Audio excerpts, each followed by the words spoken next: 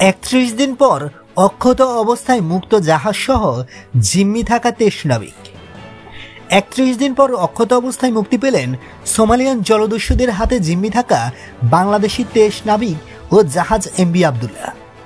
শনিবার বাংলাদেশ সময় বিকাল 4টার দিকে মুক্তিপণের ডলার ভর্তি 3টি ব্যাগ জলদস্যুদের হাতে পৌঁছালে জাহাজের মালিকপক্ষ KSRM গ্রুপের মিডিয়া উপদেষ্টা মিজানুল ইসলাম গণমাধ্যমকে বলেন, কিছুক্ষণ আগে জাহাজটি ছেড়ে দেওয়া হয়েছে। গত 12 মার্চ 23 নাবিক সহ বাংলাদেশি জাহাজ এমভি আবদুল্লাহ জিম্মি করেছিল সোমালিয়ার জলদস্যুরা। তাদেরকে ফিরিয়ে আনার চেষ্টা করা হয় সরকার ও মালিক পক্ষ থেকে, কিন্তু বারবার সেই চেষ্টা ব্যর্থ হয়। সবশেষে শনিবার মুক্তিপণের মাধ্যমে জাহাজ সহ 23 নাবিককে অক্ষত অবস্থায় ফিরিয়ে আনা সম্ভব হয়েছে। এর আগে গত মঙ্গলবার সচিবালয়ে নৌপরিবহন প্রতিমন্ত্রী খালিদ মাহমুদ চৌধুরী সাংবাদিকদের বলেন, সোমালিয়ায় জলদস্যুদের কবলে পড়া বাংলাদেশি 23 নাবিককে ঈদের আগে ফিরিয়ে আনার চেষ্টা ব্যর্থ হয়েছে।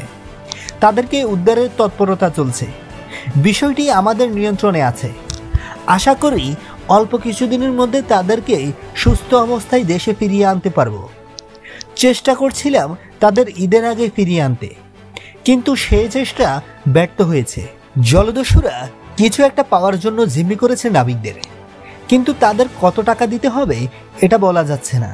বন্ধুরা, নিত্য নতুন এক্সক্লুসিভ খবরাখবর সবার আগে পেতে বাংলা নিউজরুম চ্যানেলটি সাবস্ক্রাইব করে পাশে থাকা বেল আইকনটি অন করে দেওয়ার অনুরোধ রইল।